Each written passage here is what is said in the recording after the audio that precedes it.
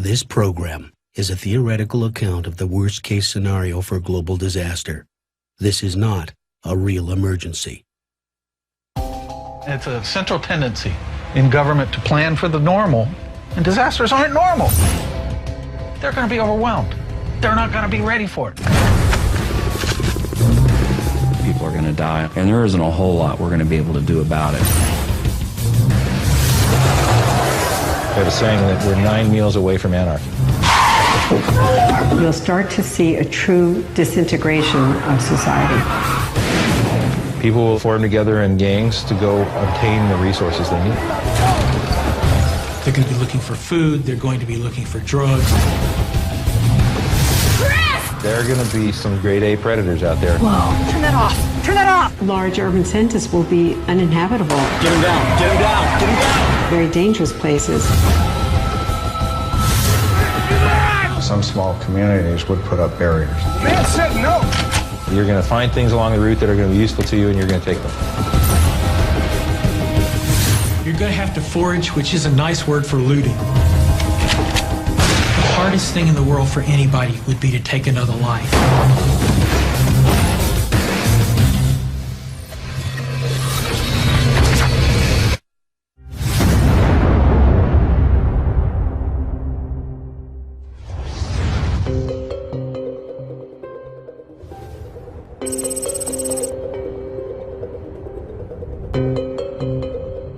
Nothing could have prepared us for what happened. Millions dead in a matter of weeks. Billions across the world. America was devastated. Nowhere was spared. Without food, water, or power, cities like ours became wastelands. We were just an ordinary family. But pretty soon we realized if we wanted to stay alive, we had to get out of the city. We thought we were leaving the worst behind us. But we were wrong. Where law and order is broken down and all the systems are broken down, that's really nightmare stuff. Very few of us have the skill sets to survive in this radically changed world.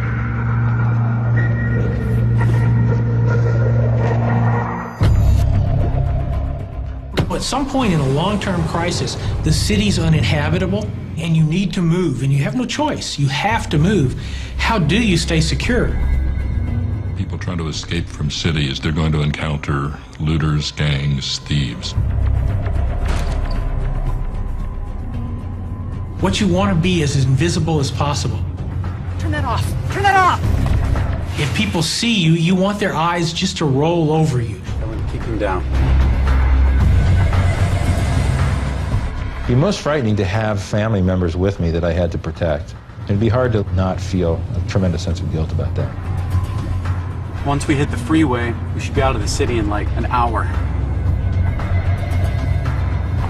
Great. If enough people try to evacuate, the road simply becomes so jammed that you get traffic jams that stretch for tens of miles. I'm gonna check the freeway. Lock the doors. Roads become simply impassable. People begin even to die in their vehicles, and those vehicles block the roads and prevent further egress.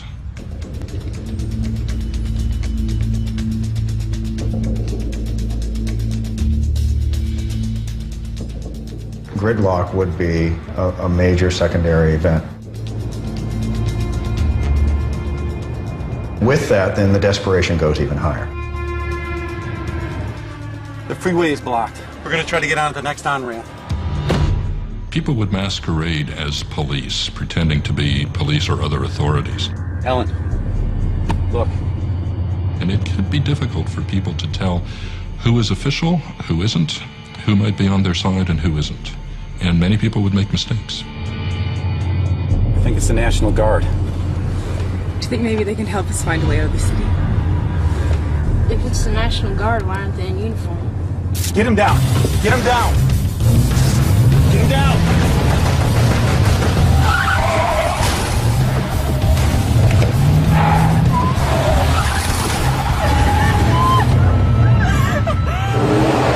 Slow down! What are you doing? Slow down! Dad!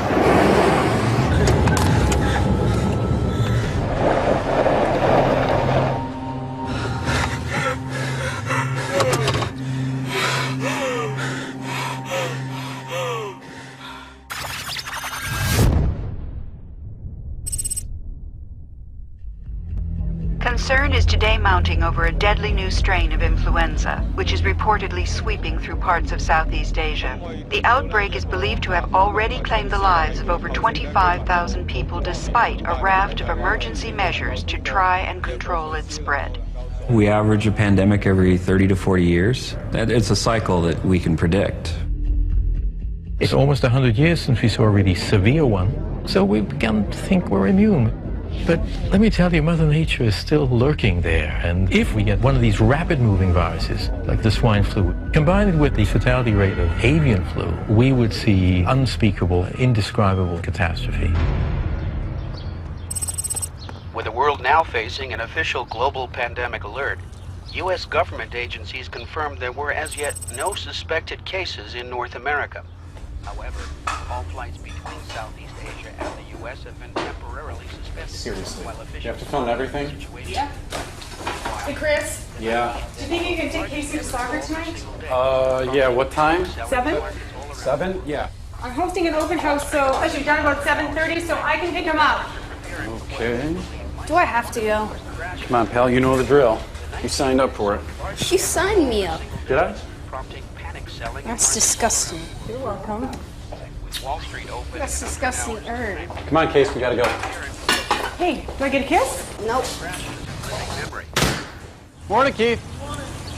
Have a good one. It takes dense populations to have a pandemic. So, of course, cities would be the most vulnerable. You know, in 2007, more than half of the world's population, for the first time in human history, lived in cities. Transmissibility depends on person-to-person contact or very close proximity, and we've got that. I'll see you at 7, okay? Got later.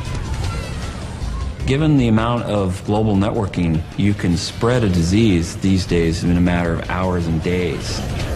It would be here and it would be among us before we'd had the chance to react.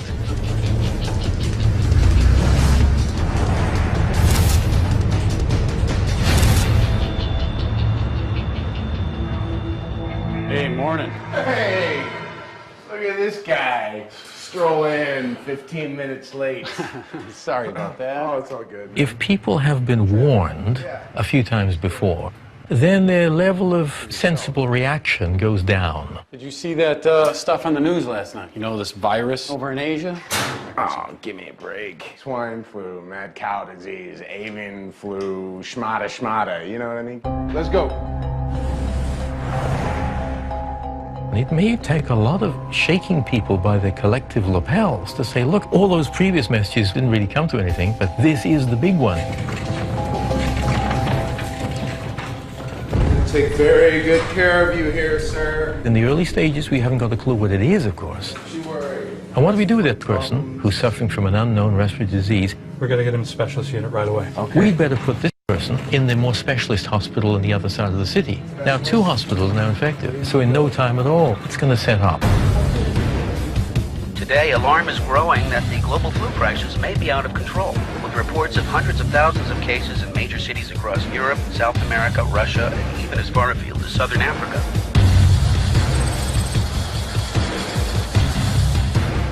There certainly is the potential to develop a vaccine. The problem is, will it be prepared quickly enough and in the volume that you need? Probably not.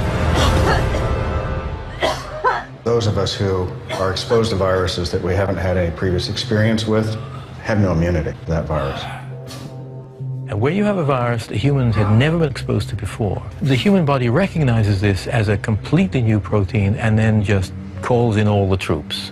So these victims essentially drown in hemorrhagic fluid in their lungs.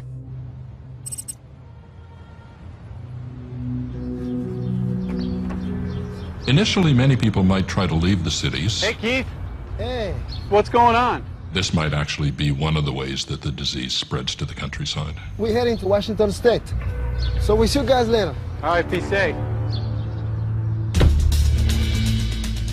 We don't have very many examples of mass migration that has gone peacefully.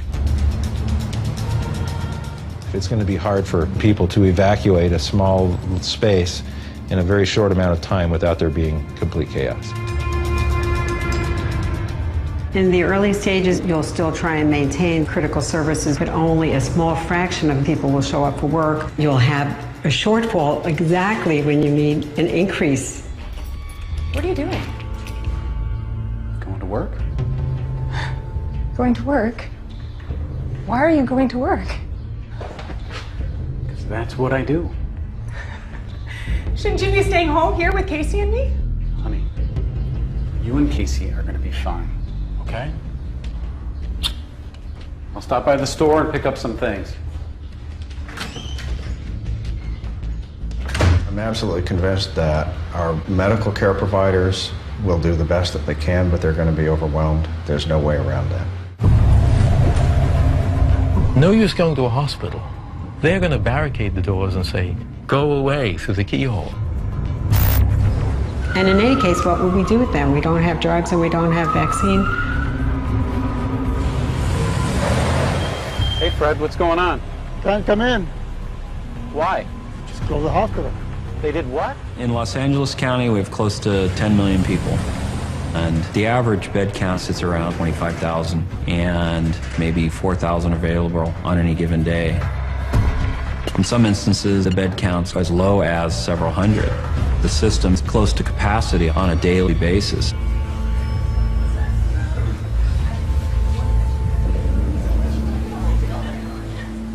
Based on the magnitude of this type of event, the numbers aren't good.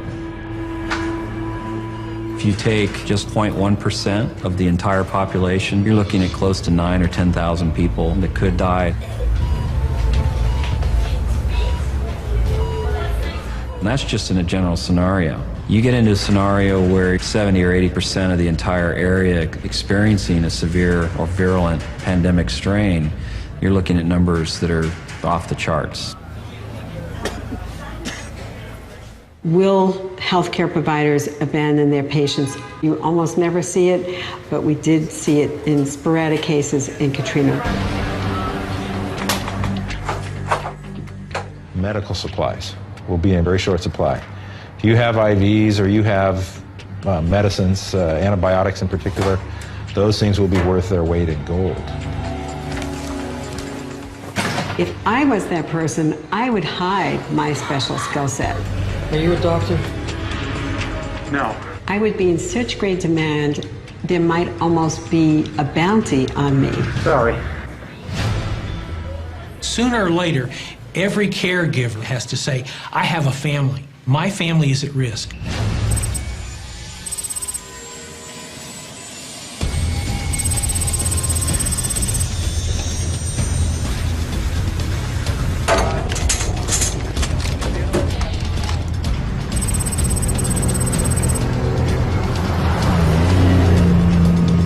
By the time you get to the point where you say, let's close the borders, the damage is done. People are sick. The dead are piling up. As government officials were forced to admit global efforts to control the pandemic were failing, hospitals in Los Angeles County have reported an unprecedented surge in new cases. I can't watch this anymore. Infection rate is now. I want to get out of here. What do you think about going to Idaho? Just gotta sit tight for a while, okay? They will recognize that their survival and well-being is in their own hands, and that they might not be well prepared for it. In little more than 2 weeks, our world had been torn apart. We were clinging to what remained of our lives, but soon the world around us would be changed forever.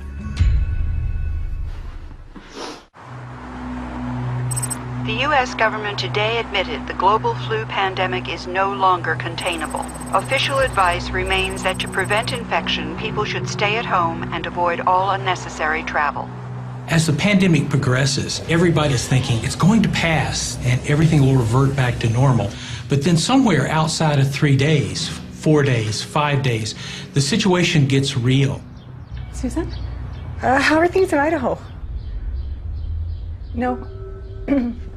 No, we're not sick. In the earthquake that hit the San Francisco Bay Area in 1989, the whole mass communication system just broke down. Susan? Mainly from overuse. Say that again? It would just add to the general chaos. Hello? This is going to be affecting the police, the fire, the ambulance, the people who look after the power supplies, the people who look after the internet service. This is not fun. The internet's not working. Just keeps doing that. The global internet, which was designed to withstand nuclear attack, cannot withstand the failure of one of its most important components, and that is the human army of labor that keeps that network going. When the internet fails, many things that are not even obviously internet things stop working. Think about how much information is held on computers. And I'm not just talking about information, I'm talking about the ability to run the train systems, flights, and all that depends on computerized control. And logistics firms use that in controlling the delivery of all kinds of other goods and services. When the wheels stop turning in America, production lines come to an end. And if production lines come to a stop, jobs come to a stop. The mother of all dominoes would be liquid fuels, delivery of petroleum in particular. Once this slows down or stops, then all of the other dominoes start to fall. 80% of all airports are fueled by trucks. The largest percentage of rail yards receive their fuel by trucks. The gas station that you fuel from, they may receive replenishment 2 and 3 times a day. The average supermarket replenishes every 1 to 1.5 days. So it becomes very problematic if the wheels on trucks don't move to expect there to be groceries when you go to buy.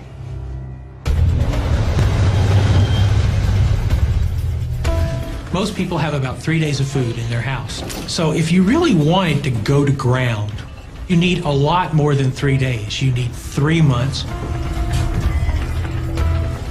When you no longer have the delivery of goods and services, you have chaos, you have pandemonium.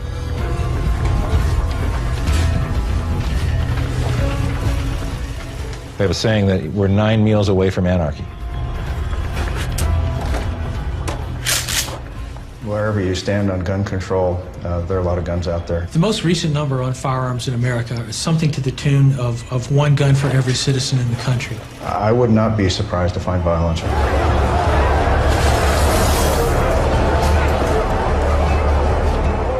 In New Orleans, it took 4 days for a major American city to descend into anarchy. You would think that the veneer of civilization was a little bit more thick than 4 days. For many people, the situation would be without restraint. They're going to take over as much as they can, and the question is, who's going to stop them?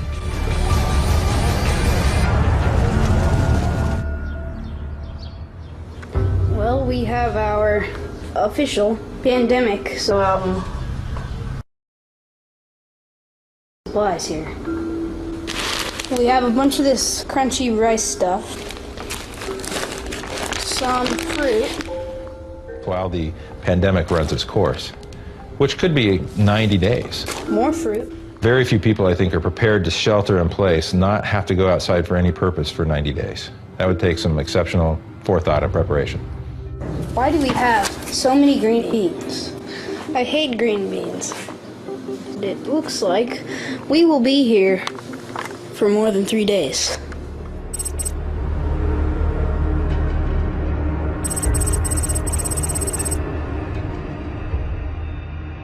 There are 102 nuclear plants in the U.S., but only 5,000 workers that can run them. And that's a kind of frightening thought.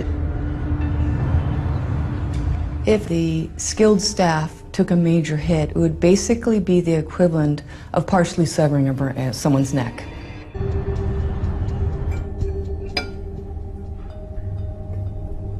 I still think we should go to Idaho. What? Can I be excused? Yes.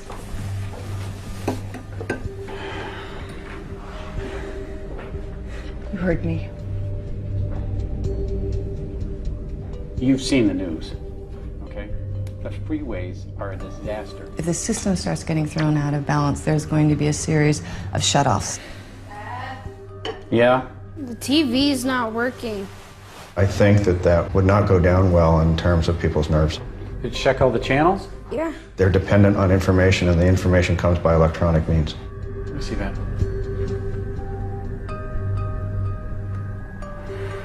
Weird. There's going to be a domino effect, and the power is going to cease to flow.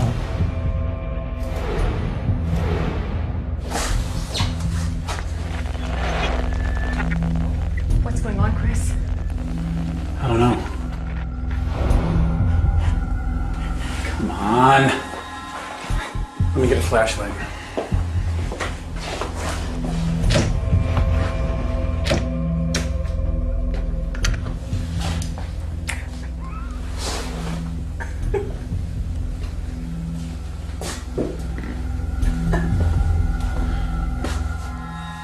When the lights go out and don't come back on, here we are really at the limits of our knowledge.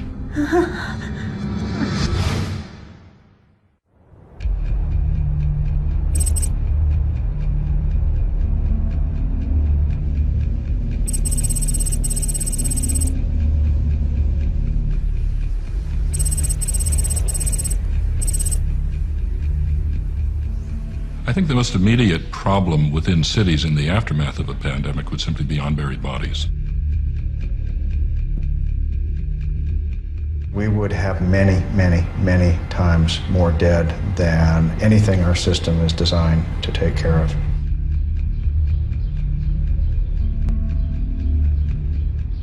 There would be thousands upon thousands of them with no organized service to remove them.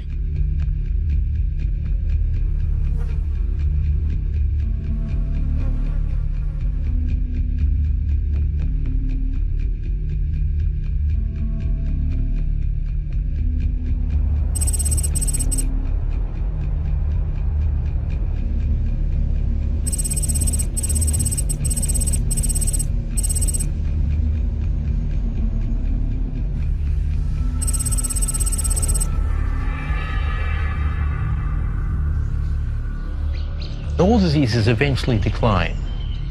A number of people will survive and they will be immune to it, at least for that cycle.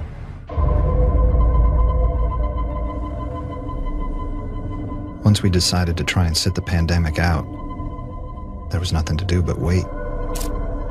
After a while, the days just blurred one into another.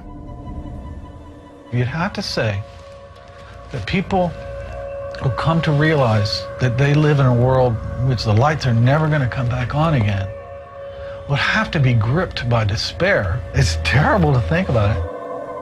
Gradually, it would dawn on people that the world has changed and it isn't going to go back to the way it was before. Some people emotionally could never make the transition to accepting this change. They would continue to hope that their previous lives would be restored, but of course they never would be.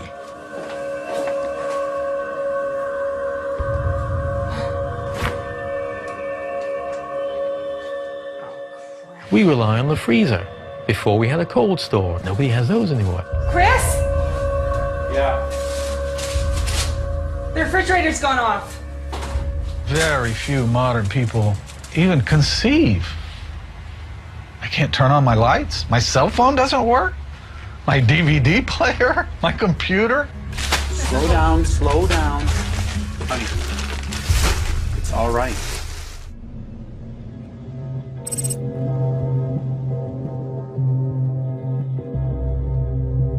One of the things that we saw in New York City in the blackout is how quickly it's like, well, the sewage is gone because the electricity is off. Dad, the toilet stopped working. If there's a grid down situation, the sewage pumps aren't working. How are you going to deal with sanitary issues? Clearly there would be disease coming from a lack of sanitation, and this would be on top of the pandemic that already exists. We have officially lost the toilet, and she has to go, bury it. Also ran out of toilet paper, so that's a new update.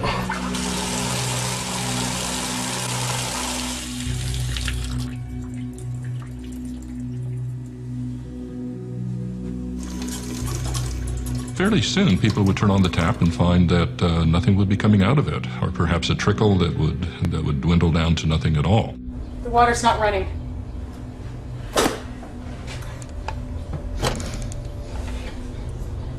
I don't know what's wrong with it.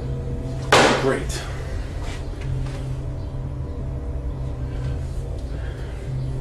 It's gonna be all right. Don't touch me.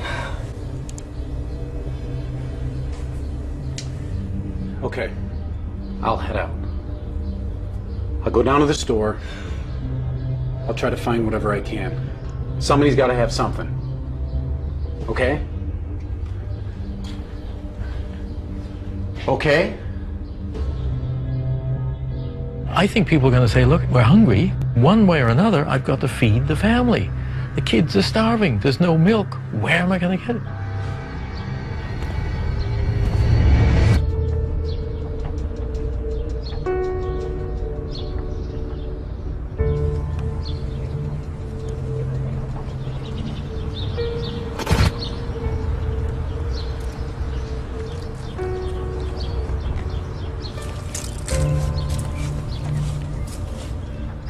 What happens in New York City when the garbage collectors go on strike for a week is that the city very nearly shuts down. Garbage piles in the streets, rats are everywhere. There would also be corpses of cats and dogs and other animals that people keep as pets. And the disease and simply the stench from this would be overpowering.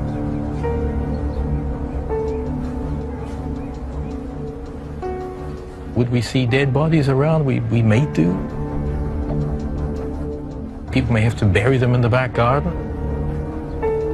Dead bodies, deceased remains have all the pathogens that you'd expect.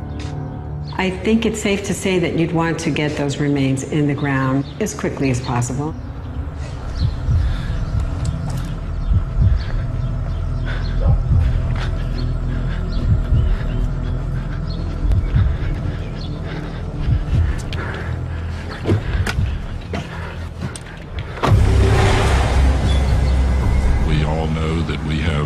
Individuals in our societies who are sociopathic or predatory, who will prey on other people and attempt to secure supplies for themselves.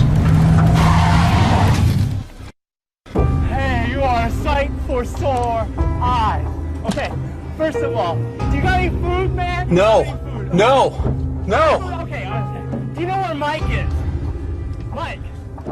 Mike, you know where Mike is. Everyone knows where Mike is. No. John, Paul, Ringo, George, and Mike. You know. No. You know where. Remember, prisons will be affected too. They will not be able to keep the criminal element inside those prisons. Where Mike is? No, where Mike is?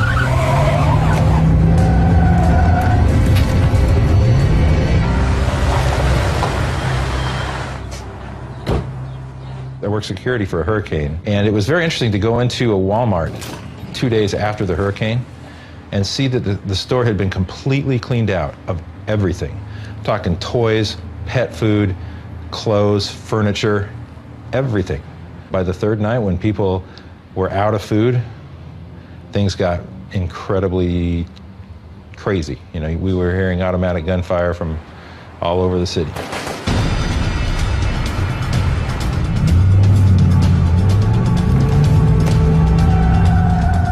People will form together in gangs to go obtain the resources they need. If they don't have the resources, they're going to go find them. They're going to go look, and they're going to take them. They're going to be looking for food, they're going to be looking for drugs, they're going to be looking for gold or silver or something that'll have some value after.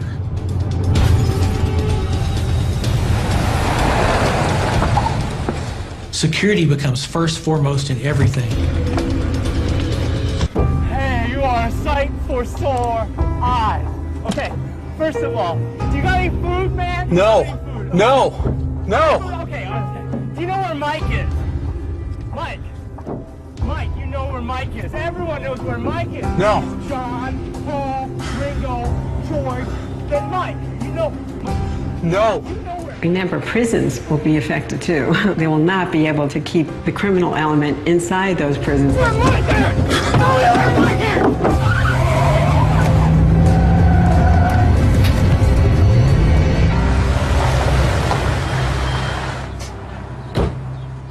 work security for a hurricane, and it was very interesting to go into a Walmart 2 days after the hurricane and see that the store had been completely cleaned out of everything.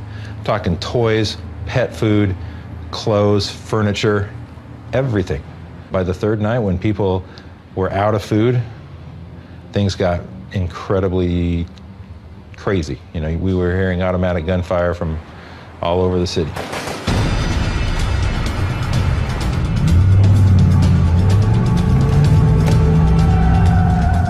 People will form together in gangs to go obtain the resources they need.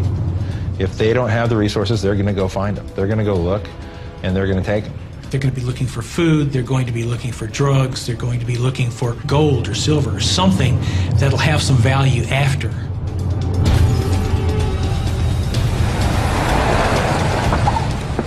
Security becomes first, foremost in everything. One approach is to be invisible. You could do that by making the house look as though it's already been looted. What is he doing? Throw a bunch of stuff out on the front lawn. What are you doing, Chris? We've got to make this place look like it's been ransacked. Chris! Chris! That gives the looters the message that it's already been looted. That's clean laundry! Chris! Stop, stop, stop. Ellen, look at me. No! Look at me. Stop it. Stop it. Look, there are gangs 2 blocks away from here, okay? And they're going from house to house, and they're looting everything. Do you hear me? They're armed. Let's get in the house, come on. It's much better to not be seen than it is to try and fight.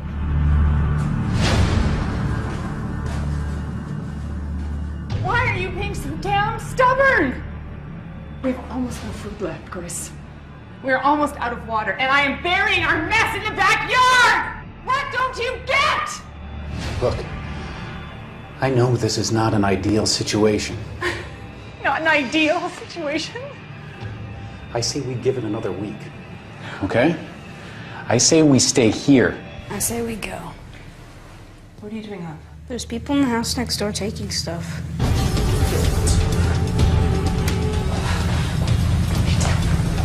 At some point in a long-term crisis, the city's uninhabitable, you're going to have to leave. We leave first thing in the morning. Katrina helped us understand that the veneer of society is very thin, and it doesn't take much to disrupt it and peel that veneer back, and what you see underneath it is quite ugly, quite nasty.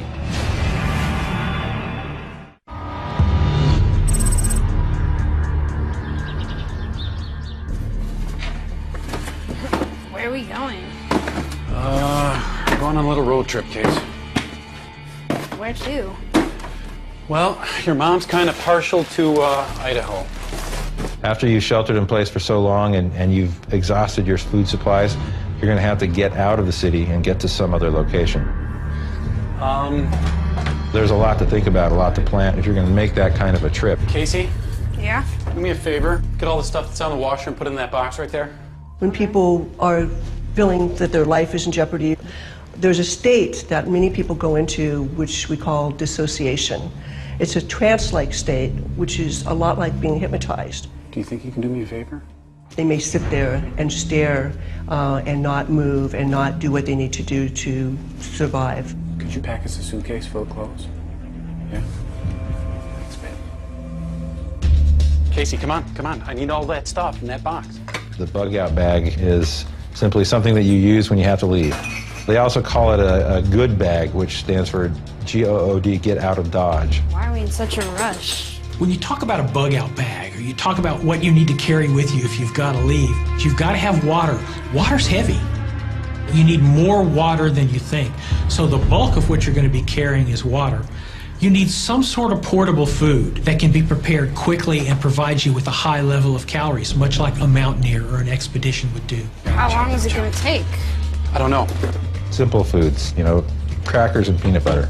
Simple stuff that is high in carbohydrate and complex carbohydrate and protein. It's going to have some way of sheltering. It'll be something simple like a poncho or a tarp. You also need some kind of security. Whether it's a kitchen knife or a battle rifle, you need something because you have to face the fact that there are people out there who will kill you for what it is that you have. You always want to hope in the long term things are going to come back, so you need things like your bank account number and you need your passport.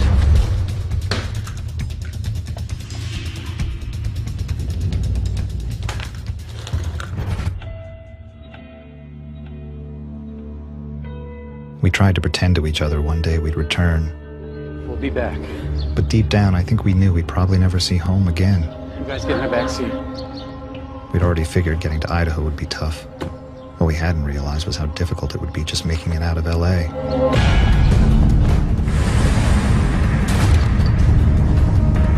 Turn that off! Turn that off! I'm gonna check the freeway. Lock the doors.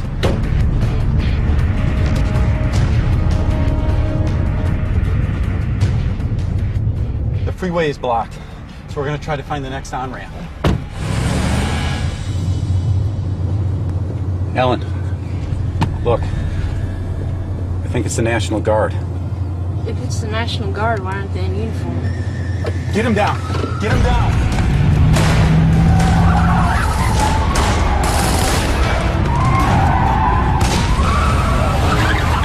Slow down! Slow down!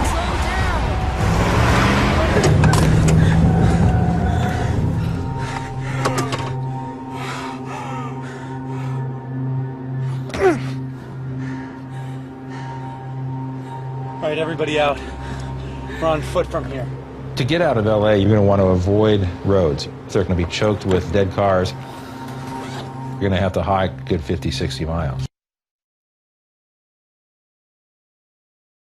Grab what you can and leave the rest. You need to strip that bag down to the most important things. Hurry up. You have to carry minimal amount of food and be concerned with traveling light, traveling fast. Let's go. That's going to be the challenge. The main roads are a dangerous place to be because that's where the ambushers are expecting you to walk. You're going to have to go other routes. The storm drain system in LA is extensive. All right. Let's throw the bags down first, all right? They've basically taken all the rivers and paved them and turned them into big channels. Casey, slide down, all right? I don't want anybody twisting their ankles. We got a long walk. You got it? Take you from sector to sector more than anything else. It'll get you through the difficult points.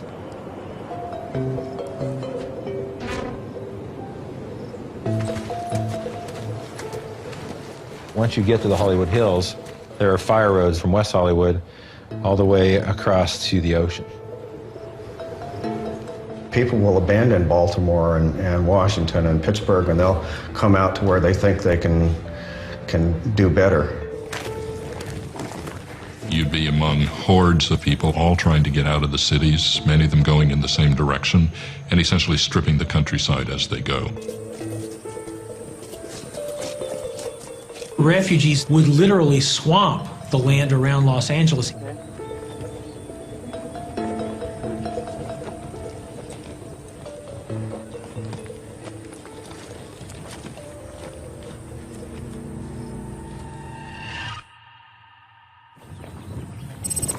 Careful going over that. The really safe way to travel is on foot, but that may not be the efficient way. It may take so long that you just aren't going to survive. You have to get into a vehicle and drive. Ellen, look. There's somebody in there. You guys hold up here.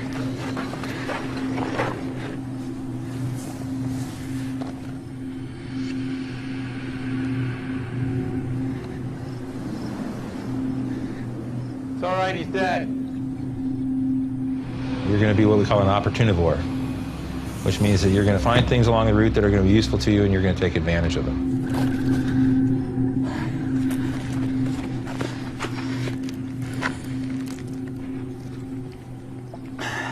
Keep your mom company. I'll be right back.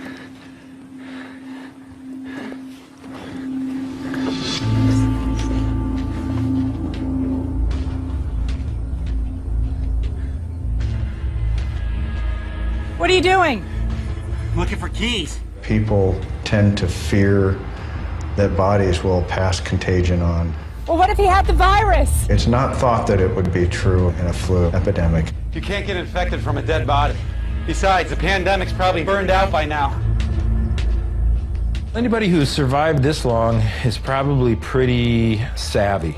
Looks like this guy thought he was a bit of a cowboy. This is like going from junior high school to high school and from high school to college. Every level you rise, the competition gets stiffer.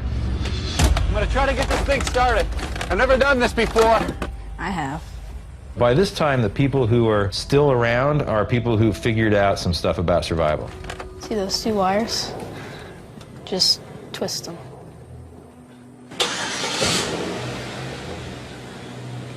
How'd you know how to do that? I don't want to know.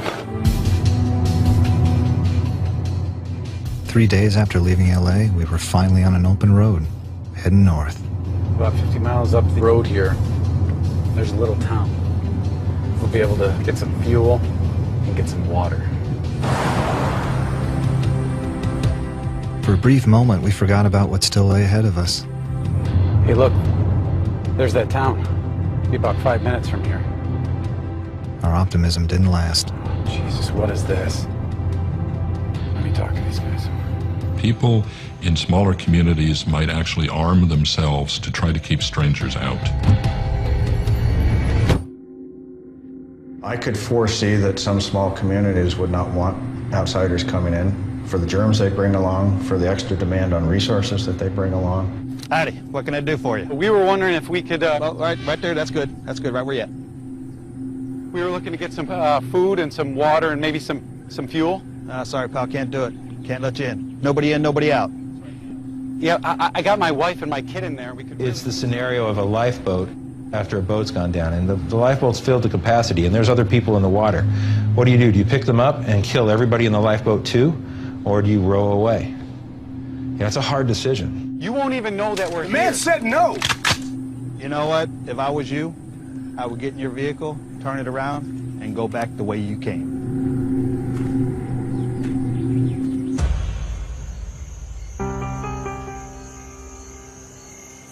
What do you think we should do? I think we're gonna stay here for the night. Okay. We got enough warm clothes in the back. When parents have to worry about taking care of their children on top of taking care of themselves, that's hard. That's really difficult. That adds to their stress. And so, to some extent, people are very vulnerable who have children. He's already asleep. I don't think we know what to predict about how people would respond to the realization that no matter where I go, it's dangerous. And my children might die.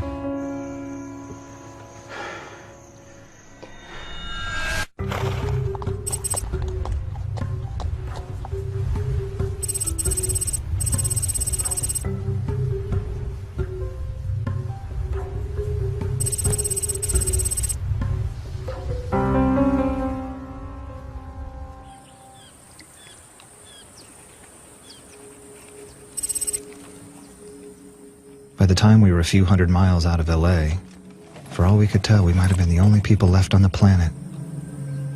We still had no idea how we'd ever make it as far as Idaho. Fact is, we were already running low on food and water. The average temperature in the greater Los Angeles area on a daily basis is probably between 75 to 80.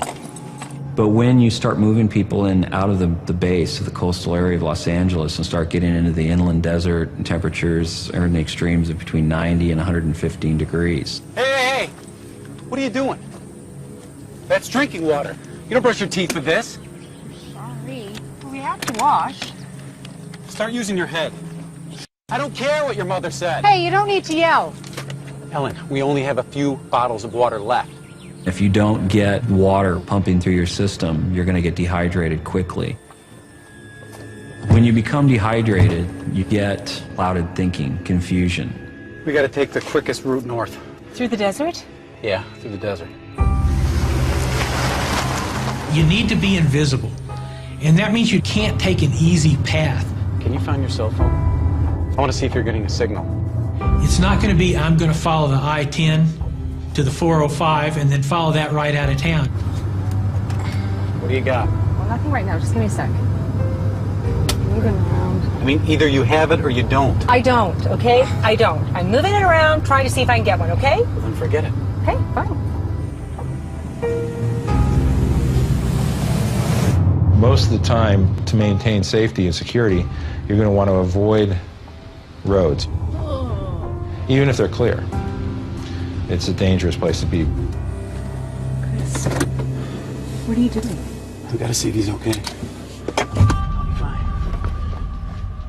People are capable of barbarism, selfishness, but they're also capable of great generosity.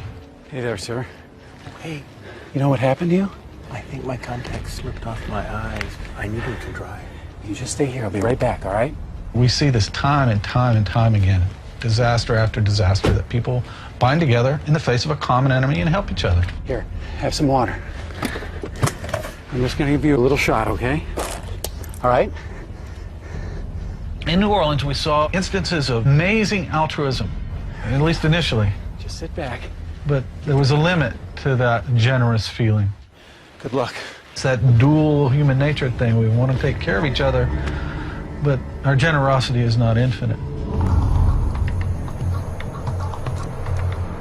Obviously, the 7-Eleven at the corner is not going to be available to you. Did you see that?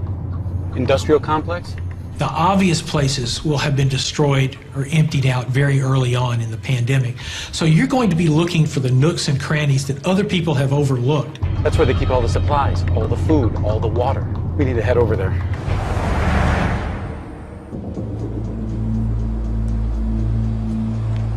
The paramedics going to be able to look at the bigger picture. They're not going into situations blindly, but rather with a great deal of suspicion. Alan, look. Is that person a threat? Does this street that I'm approaching present possibly a threat to my family? Is there an escape route? I'm going to pull around to the back. You stay here, Casey. Okay. I'll be right back. The things of most immediate value after a pandemic would be fuel and food. Those are the two critical things. Those who did control large amounts of food would become very powerful. Hey, fellas. It's silly to think that an organized criminal gang is not going to make immediate moves toward the resource that would make them essentially rich, make them kings in a new country. Could you guys spare any of that water or food? Not really. Not for you. Food will be power, seriously. If someone could get control of that, they have an invaluable resource. I've got some cash. Cash ain't good around here. Initially, paper money would lose value. How about that ring? Value would reside once again in precious metals. Electricity goes away and bank account money isn't there, and you can't even check your bank accounts, then you'll presumably find other forms of barter. How about the watch? Well, let's take the watch.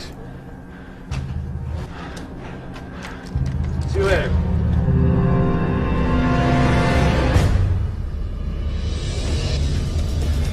Peaceful thing to do is to make your peace with the new king of the food distribution center. And the heroic thing to do may be to start a revolution to defy him and grab the food away.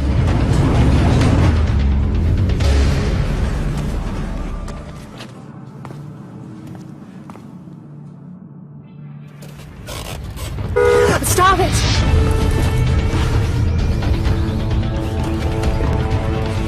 Shouldn't you have taken this? In a post-collapse situation, you have not only your own life that hangs in the balance, you have your family's life that hangs in the balance as well.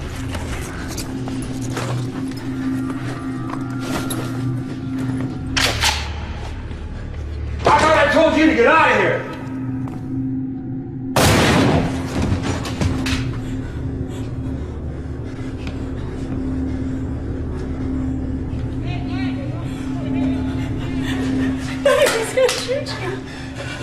We gotta get the hell out of here.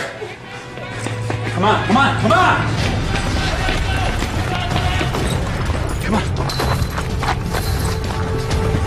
Casey, get in the back, get in the back. Get down, get down.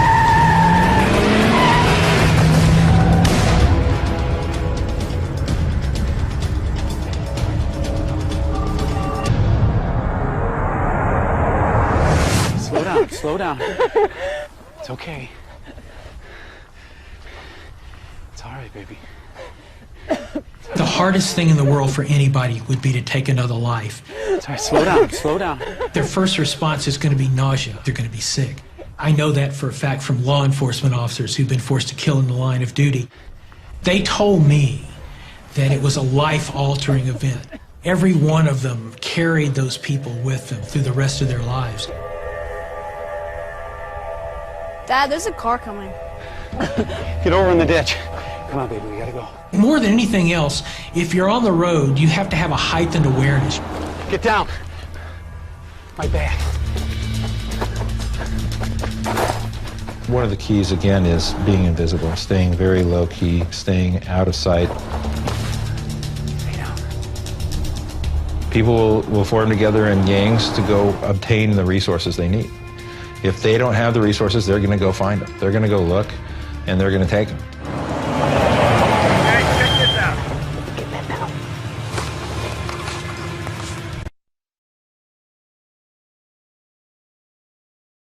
Every car has 15 to 20 gallons of gas in it. You have a couple of 5-gallon cans on the roof of your SUV, and every time you pass a vehicle that looks like it might have some gas in it, you stop and drain the tank. You don't even need a siphon hose, because you just get a screwdriver and a hammer and punch a hole in the bottom of the gas tank and stick my bucket under it and gather that fuel and move on to the next one. I don't care about destroying the tank.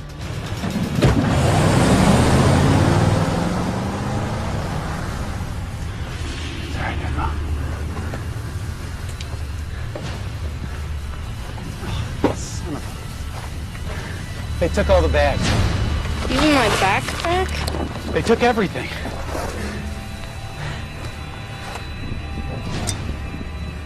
They punched a hole in the gas tank.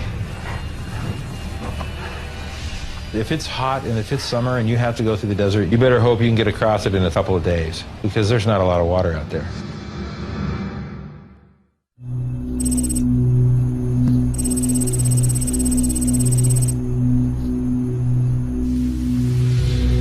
The current breadbaskets of the United States, the Great Plains, the Midwest, and the Central Valleys of California, would no longer be as productive as they are now, since they depend to a large extent on fossil fuels and mechanized agriculture.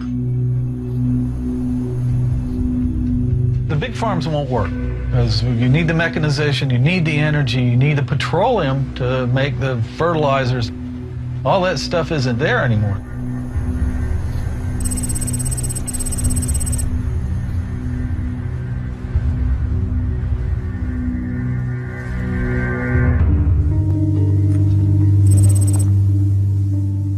I can't say for certain how long we walked. We followed the road north, but truth is we were lost. Pretty soon, the only thing that mattered was finding a way to stay alive. Most of what is around LA is a desert. Key thing you're going to be looking for on the road is water you can drink. 3 months into a scenario like this, all the low-lying fruit's been picked. You're going to have to be very creative to come up with food. You're going to have to know where to look and what kind of resources are there. Look, there's a barn over there. Come on, let's go.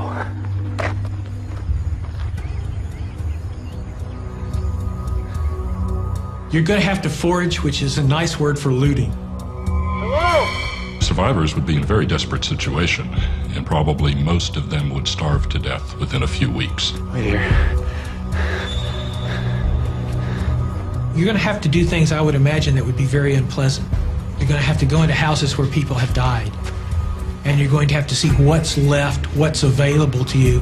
Come on up. Why don't you guys go sit in that shade right there?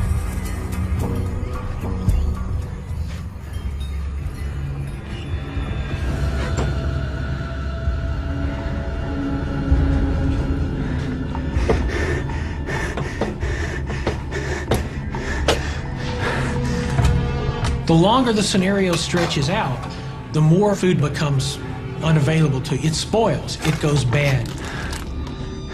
There's nothing in there but these crackers.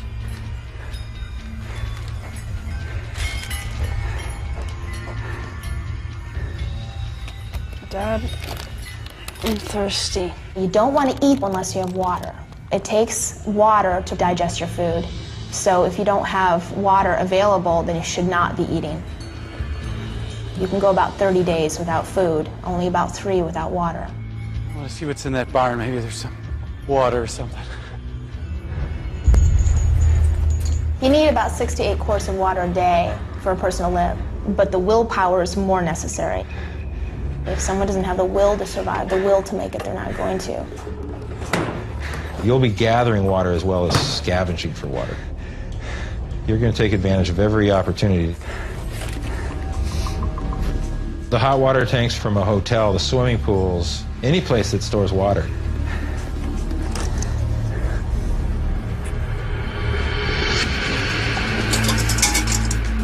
I found water. You guys go get in the barn.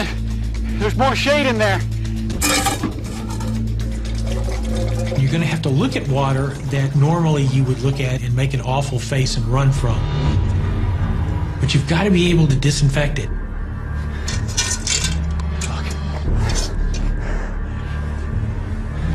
We can't drink this, though. Well, you have 3 choices. You can treat it with chemicals, such as iodine or bleach, which will render it biologically safe. You can filter it with a water filtration system, which generally renders it biologically safe. And you can boil it, which will render it biologically safe. So you're going to need to make fire. If they have any batteries and some steel wool, you just connect the front and the back and it sends an electric current through it and it heats it up so it's red hot. Put tinder on it and light it up.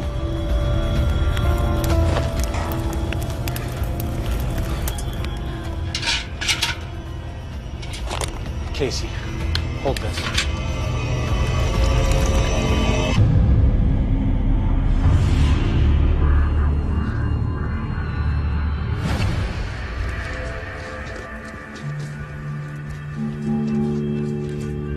Assuming that a person can stay hydrated, the process of starvation may take as long as 50 to 60 days before one expires.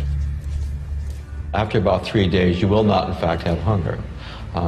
Basically, the body is now beginning to break down fat and muscle tissue in about the same ratio. You become more lethargic, you become more disorientated, you have highs of euphoria, and then you simply do not want to eat. One of the first things to suffer is your eyesight. That's an indication that you're actually in a really bad starvation mode. People are not aware of the small world around them, which could in fact be utilized as food. There's plenty of insects, ants, beetles, which have 7 times the protein content pound for pound as ground beef. We just don't realize they're there.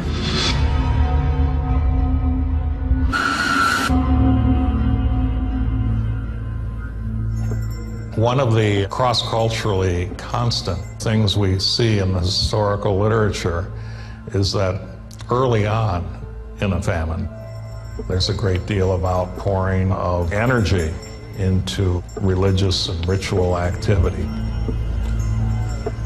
The term unusual wanderings has been repeated a number of times in accounts of what goes on in famished populations. What you get is basically vast human movement over the landscape in search of some kind of relief.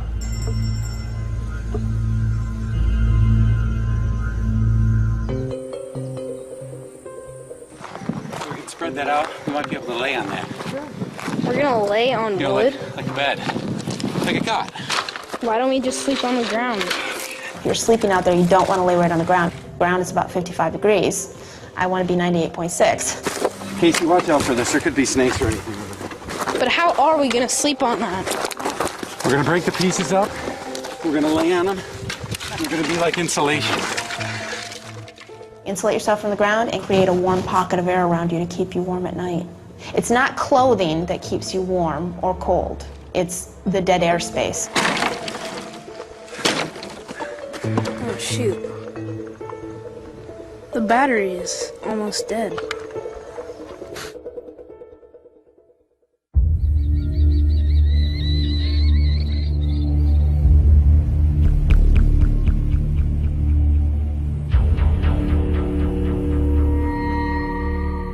The process of starvation goes slow at first, ever increasing in speed until, if it's out of control at the end, even by refeeding, you will not in fact survive.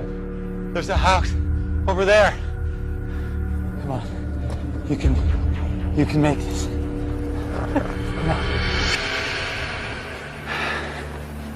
The cognitive functions of a person being able to think clearly become impaired.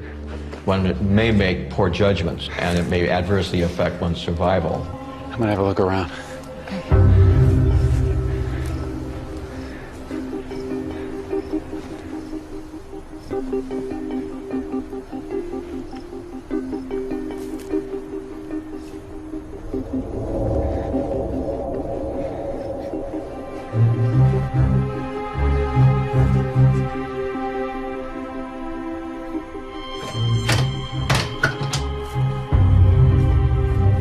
Under extreme duress, sometimes people have looked towards pets as a potential source of food.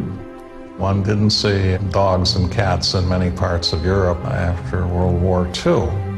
They probably served the family well for a meal.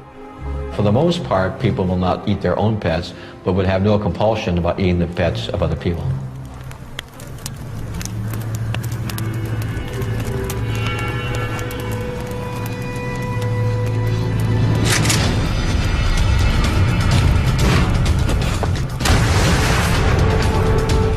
We know from accounts from Africa, you have masses of children, often quite desperate, Hey! and according to many authorities, ruthless. Ah! Casey! Children are the most dangerous people in a famine state. They're most liable to be violent, most aggressive in their activity to get food.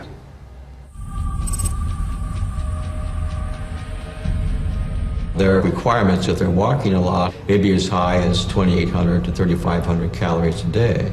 And being able to maintain that is going to be difficult. We've known since the middle 1970s that about 75% of all plants are toxic in one way or another to humans. They're very likely to encounter quite a few snakes. So if they know how to catch a snake, which isn't that difficult, use a stick, pin the head down, cut off the head. It's really easy to pull the skin off, really easy to take the guts out. If they're smaller ones, you can eat the bones right along with everything else. Just chew it real good.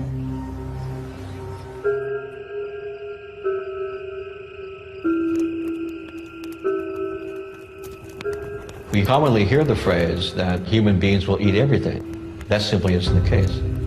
Many people will in fact choose not to eat, and they will in fact starve if presented with a truckload of termites, a truckload of frogs, or something like that. You just in fact will not eat it. Casey, why aren't you eating?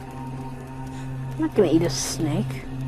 That's the only food that we have. If you don't eat that, you're going to die. I'd rather die.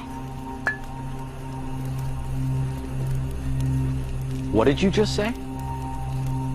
What did you just say? You will eat this, you see that? You are gonna eat this. Get off! You will eat this. Get him off! You're gonna eat this, you understand me? Chris! Open your mouth. No! Open your mouth. Get him off! Chris! Get off of him! Stop it!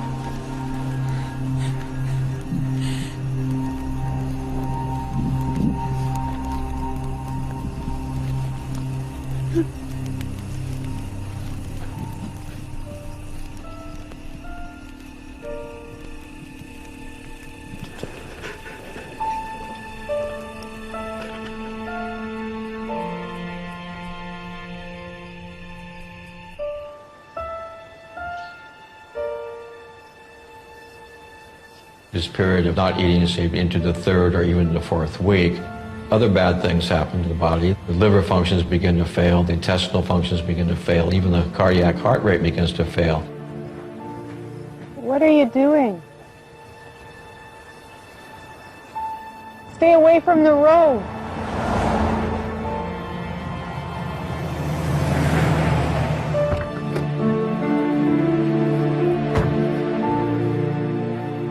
You guys need a lift?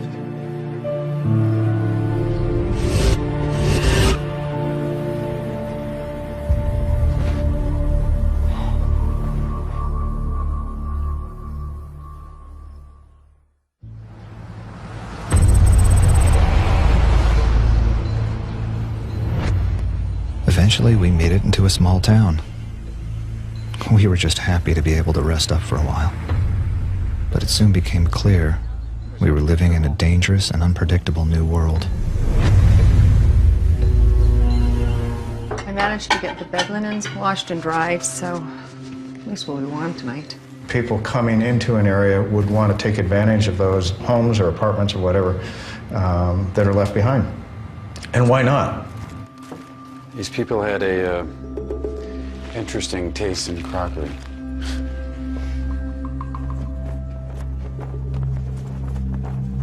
I think order would be reestablished fairly quickly within towns. Around a town, you'd have, security barriers and limits on who comes in, and more attention to that, just like we do now with nations. We would do more with smaller regions. Life for a while might become what it is like in frontier situations, such as the American West in parts of the 19th century, where authority is local. Authority can be guaranteed if there is, say, a local sheriff who is particularly effective. Yeah, it's 120 bags of white flour. Bags, flour. A sheriff is someone with authority. He has a badge.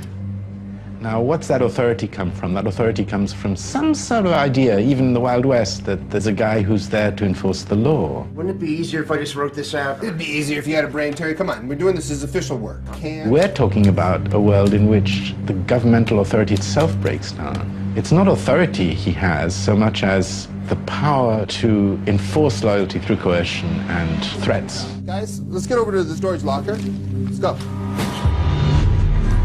Hey, guys. Those who did control large amounts of food would become very powerful. They would become leaders by virtue of the resources that they control, the resources that people need most immediately. Security is a huge concern in this scenario. We got limited supplies. Cannot let anybody get in here. We really rely on a remarkably low level of security in our society, and we rely on these long-term connections to punish people. And when those long-term incentives are gone, you'll have to pay a lot more attention to security. I have quite a bit of faith in people being able to establish some kind of community order. Listen. It may not always be the kind of community order that we are ideologically attuned to. We gotta get to church. Both in the destructive phase and the rebuilding phase, religion will be a major current. And I wouldn't see any reason why that religious impulse would not reassert itself on a massive basis under conditions of mass disaster. I can confidently predict that many people would interpret such a set of events in religious terms, and that there would be a resurgence of apocalyptic fervor. Leave the weapon right here. This morning, weapons for the sheriff. There might be good reason to come to that conclusion. Please come on in. Welcome. Thanks for being here. Historically, we have seen some very interesting patterns after disasters. Dear friends, at times like these, it's only natural that we ask ourselves, why? After the 1906 San Francisco earthquake, there were a lot of fundamentalist revivals. Why has the world changed so much, we ask? San Francisco was regarded as having been justly punished for being a city of sin. Listen to what the Lord says in the book of Job. This is a kind of religious response that sin is receiving its due. They are as stubble before the wind, and wheat that the storm carrieth off. Religious fanatics might blame the troubles on modern knowledge, as happens among fundamentalists in many religions today. What's happened is no whimsy of nature. There would be a need to find someone or something to blame. He is putting out the candles of the wicked. The perverts who lay with other men and those that defended them, they're being winnowed out. Those so recently removed from their native deserts and their jungles, they are being winnowed out. Perhaps they would feel chosen. They would feel some elation for having survived what a lot of people haven't. We are the saved. food will now be served.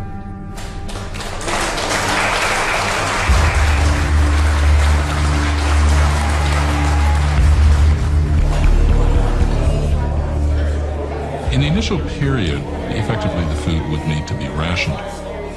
Food is perhaps kept in a community-wide storehouse with someone who makes decisions about how much of it is allocated and at what times.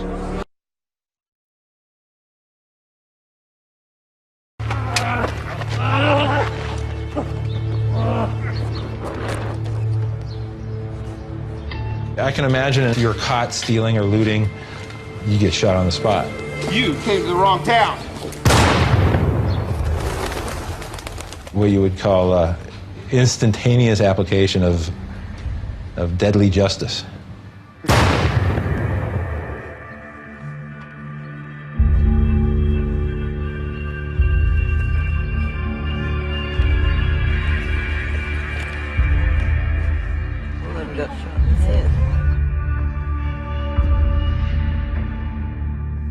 We figured there had to be somewhere better to build a new life. So first opportunity we got, we decided to move on. We like to think that moral progress has made us nice people. We've heard that our distant ancestors were mean and cruel and ruthless, and we can't imagine that we would be such people. But we're nice mainly because we're rich and comfortable. And when we're no longer rich and comfortable, we won't be as nice.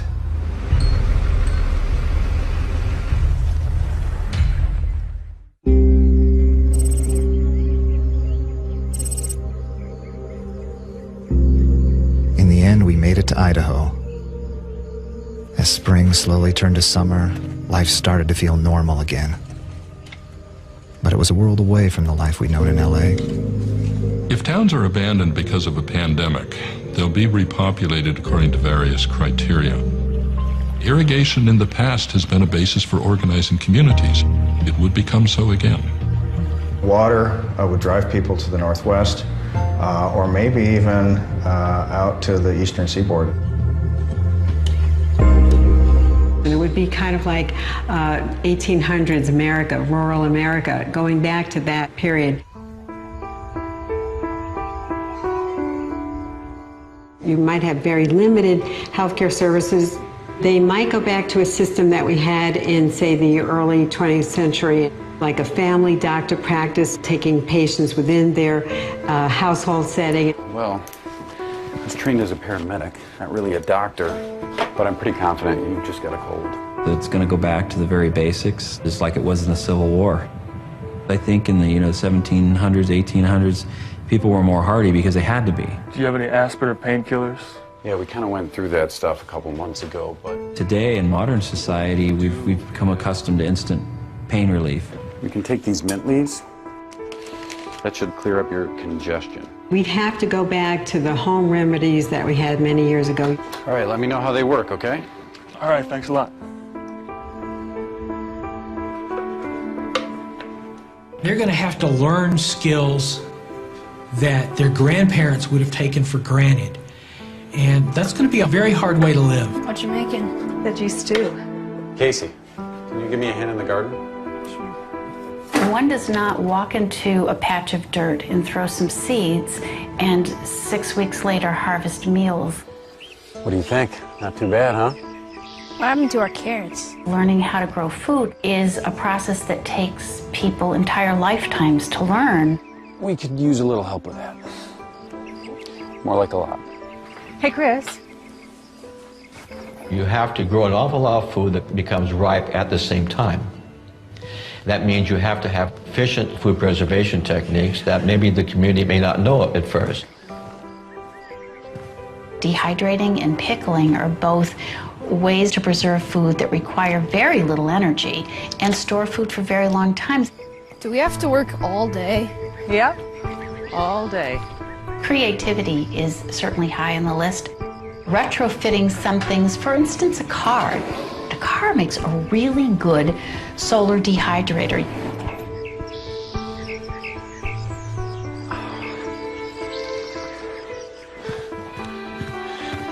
Ellen, can you give me a cup? What happened?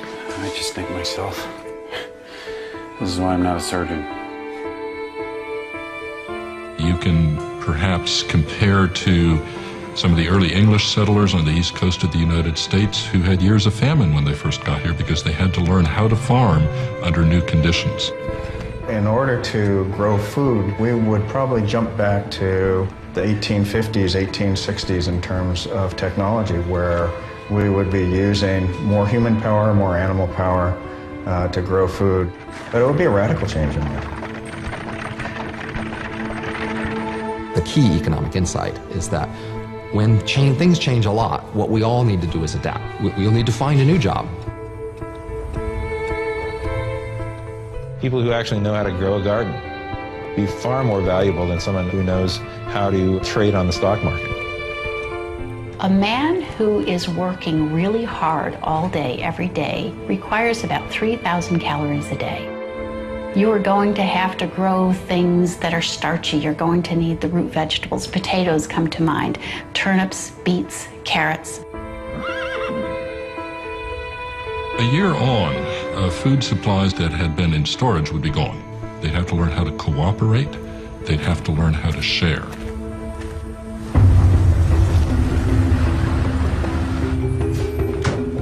Come on, boys, get that open. We got some selling to do here. The only things that you could transport long distances overland would be very high-value goods. And these might perhaps be weapons, other things people consider to be of high value in these circumstances. We got some of the finest stuff you're ever going to find here, folks. Step on up, take a look here.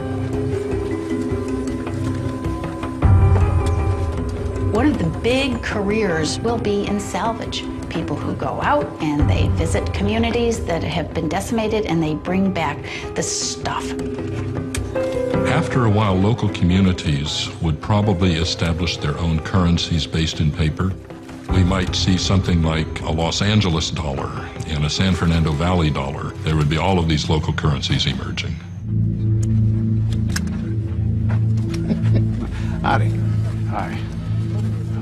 Do you guys have any antibiotics in there? No, I'm sorry. We got used up. There's Wolrd out in the south. It's using up all the medical supplies. Do you know when you'll be back up through here? I'm sorry, we'll be back through here for a few more weeks. We gotta go down to Butte next, and we can find something then, but you gonna be all right there, son? Yeah, I'll be fine. Thanks.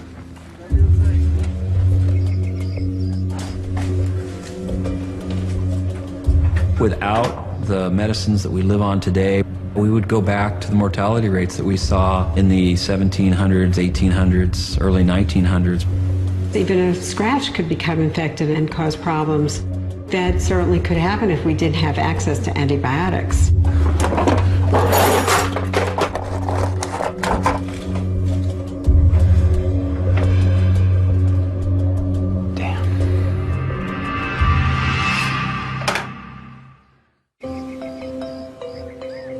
It had barely been 2 years since we'd left LA, but it felt like a lifetime ago.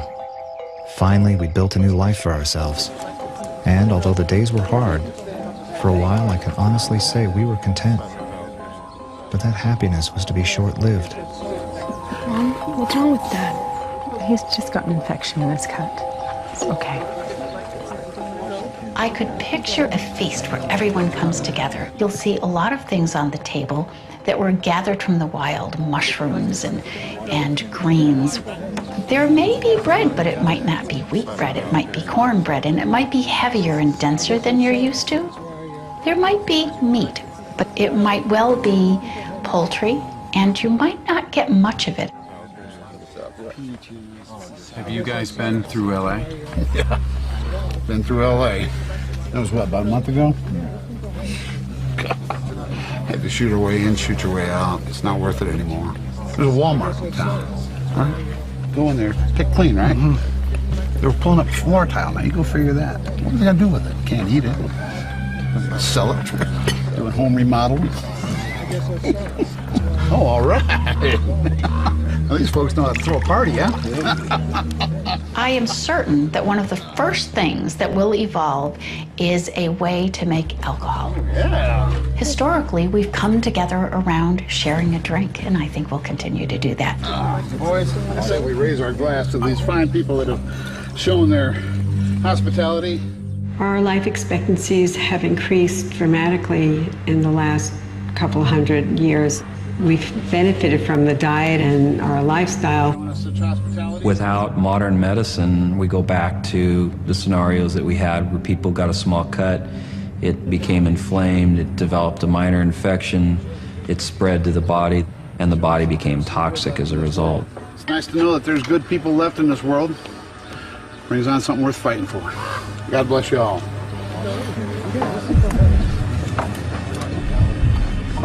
Hey, son, you all right? Chris! Dad?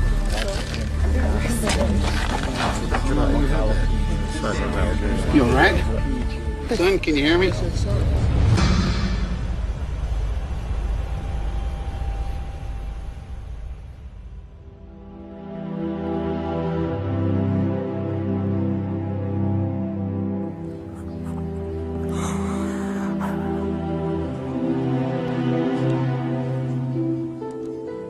People will die. They will die earlier. They will die from things that they didn't die from 20 years ago or 10 years ago. And we will have to come to terms with that.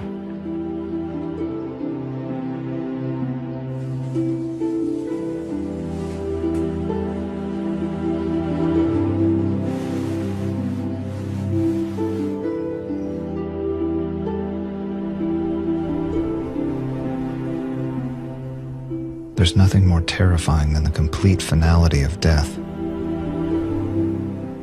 After Dad passed away, I found myself questioning my own life, endlessly replaying events.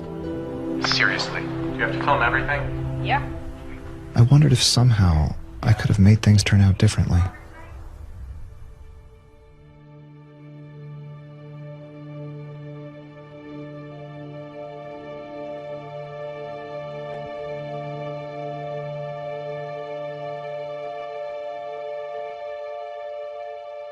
There have been times in the period of mankind where we've gotten down to really scarily few numbers and we still managed to survive.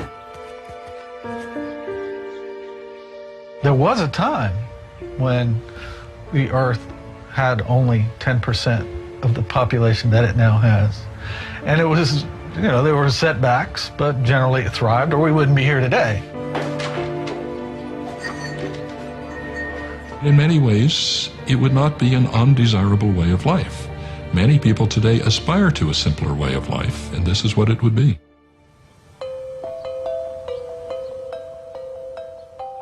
You imagine that some of these old technologies that our immediate forebears developed would come back.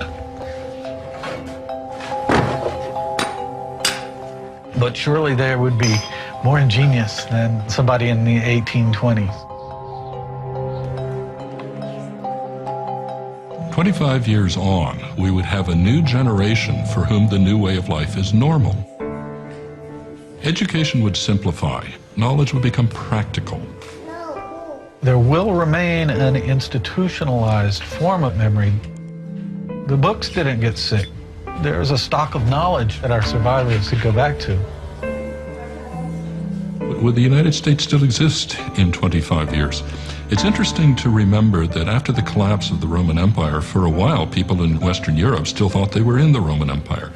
It continued to exist as a myth, as an ideal, as a story, and I think that's what would happen with us, that we would develop a myth of a lost golden age, but it would be a myth.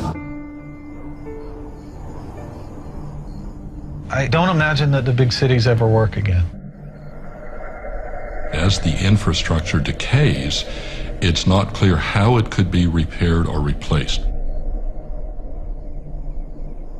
Once the trains stop, once the refineries stop, how do we get them to go again?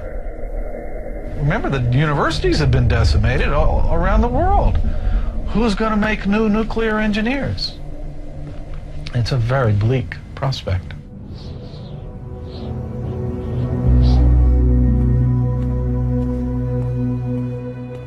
Would something positive emerge out of a collapse? Positive things don't always emerge from collapses, but they can. So we would expect that ecosystems would restore themselves. We would have healthier landscapes and less pollution.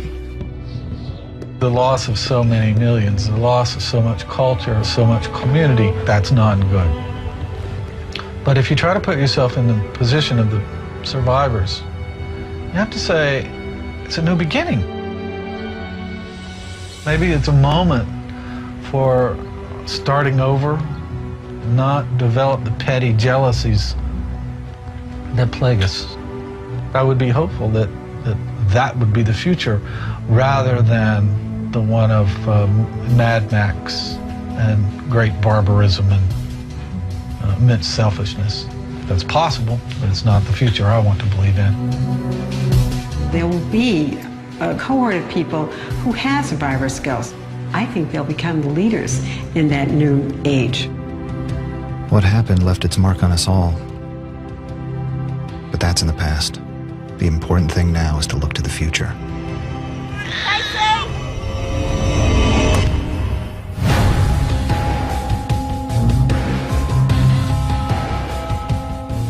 Will we look like today's society? Absolutely not. Will it be better? Maybe. Will it be worse? Let's hope we never have to find that out.